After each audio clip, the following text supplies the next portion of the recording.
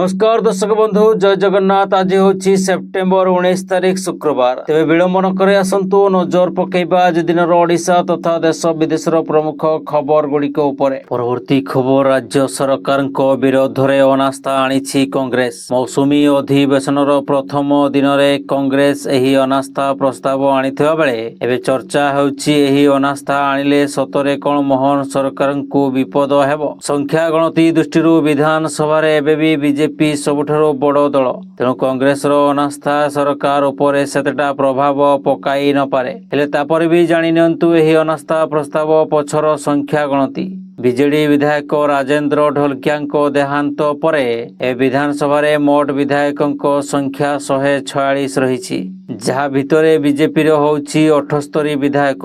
यासह बीजेडी 50 एवं कांग्रेस पाखरे अछंती 14 विधायक। विधानसभा रे एबे सीपीआई रो जणे विधायक थिबा बेले स्वाधीन विधायकों संख्या होउछि 3। सबको मिसाइले होउछि 65, जहाँकि मैजिक नंबर ठारो बहुत दूर रे। मैजिक नंबर होउछि 74। तेणु जदि अनास्था प्रस्ताव नहीं विधानसभा रे भोट हुए तेबे रिजल्ट कौन हम यही कथार ही अनुमान करा जाई पारुछि।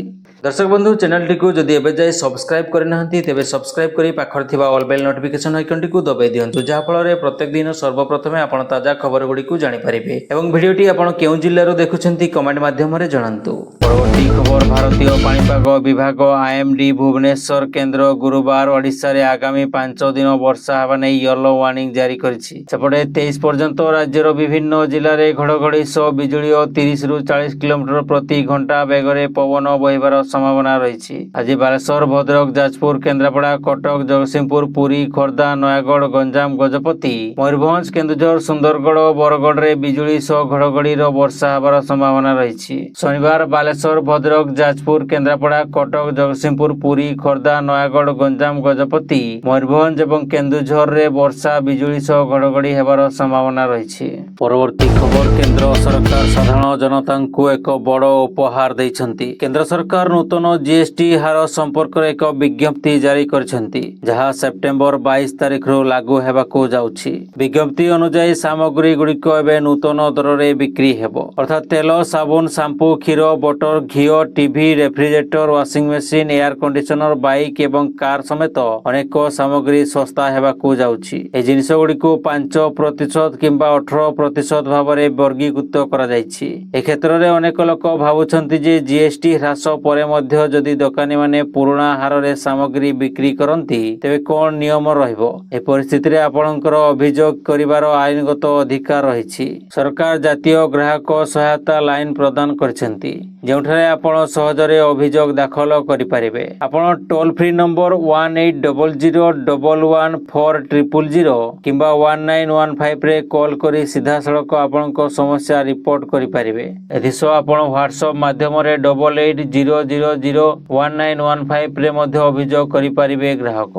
एथिसो आपण व्हाट्सएप माध्यम रे 8800001915 रे मध्य अभियोग करि परिबे ग्राहक।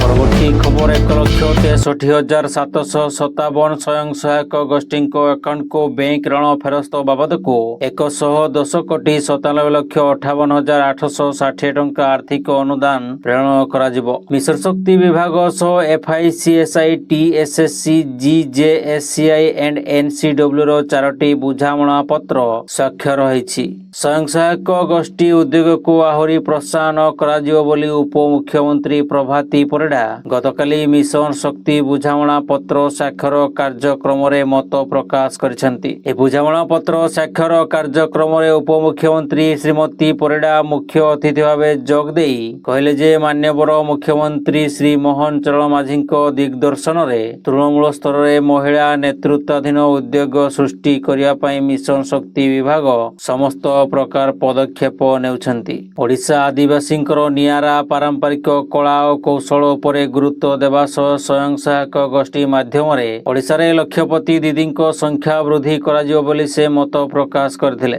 परवर्ती खबर। सुभद्रा हिताधिकारी बड़ घोषणा। एणिकी 60 वर्ष पर मिलिबो पेंशन। ଷାଠିଏ ବର୍ଷ ପରେ ସୁଭଦ୍ରା ହିତାଧିକାରୀଙ୍କୁ ମିଳିବ ପେନସନ। ମଧୁବାବୁ ପେନସନ ଯୋଜନା ଏବଂ ଜାତୀୟ ସାମାଜିକ ସହାୟତା କାର୍ଯ୍ୟକ୍ରମ NSAPରେ ସୁଭଦ୍ରା ଯୋଜନାର ପୂର୍ବ ହିତାଧିକାରୀଙ୍କୁ ଅନ୍ତର୍ଭୁକ୍ତ କରିବାକୁ ଚିଠି ଲେଖିଛି ସାମାଜିକ ସୁରକ୍ଷା ବିଭାଗ। ସୁଭଦ୍ରା ଯୋଜନାର ହିତାଧିକାରୀମାନେ 60 ବର୍ଷ ବୟସ ପ୍ରାପ୍ତ କରିବା ପରେ ବାର୍ଦ୍ଧକ୍ୟ ପେନସନ ପାଇଁ ଆବେଦନ କରିପାରିବେ। ମଧୁବାବୁ ପେନସନ ଯୋଜନା ଓ ଜାତୀୟ ସାମାଜିକ ସହାୟତା କାର୍ଯ୍ୟକ୍ରମରେ ସୁଭଦ୍ରା ଯୋଜନାର ପୂର୍ବତନ ହିତାଧିକାରୀଙ୍କୁ ଅନ୍ତର୍ଭୁକ୍ତ କରିବାକୁ ସରକାରଙ୍କ ପକ୍ଷରୁ ଚିଠି କରାଯାଇଛି। ସୁଭଦ୍ରା ଯୋଜନାର ପୂର୍ବ ହିତାଧିକାରୀ ସିଧାସଳଖ MBPA ବା NSAPରେ ଆସିବେ ନାହିଁ। ସେମାନେ 60 ବର୍ଷ ପରେ ଆବେଦନ କରିବାକୁ ପଡ଼ିବ। ପ୍ରଥମେ ଅଧିକ ବୟସ୍କ, ଦୁର୍ବଳ ଏବଂ ଅପେକ୍ଷା ତାଲିକାରେ ଥିବା ଲୋକଙ୍କୁ ପ୍ରାଥମିକତା ଦିଆଯିବ। 60 ବର୍ଷ ବୟସ ପାଇଁ ସୁଭଦ୍ରାରୁ 93,000 ହିତାଧିକାରୀ ବାଦ ପଡ଼ିଛନ୍ତି।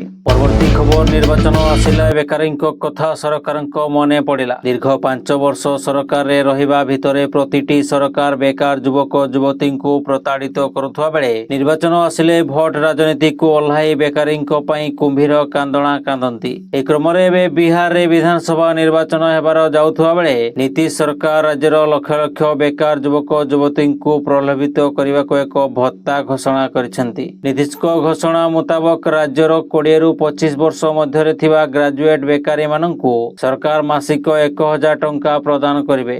ଏହି ଭତ୍ତା ସର୍ବାଧିକ 2 ବର୍ଷ ପର୍ଯ୍ୟନ୍ତ ପ୍ରଦାନ କରାଯିବ।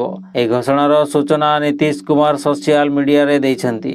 ପୁଣି NDA ମେଣ୍ଟ ସରକାରକୁ ଆସିଲେ ରାଜ୍ୟର ଯୁବକ ଯୁବତୀଙ୍କୁ ଚାକିରି ପ୍ରଦାନ କରିବା ଦିଗରେ ପଦକ୍ଷେପ ନିଆଯିବ।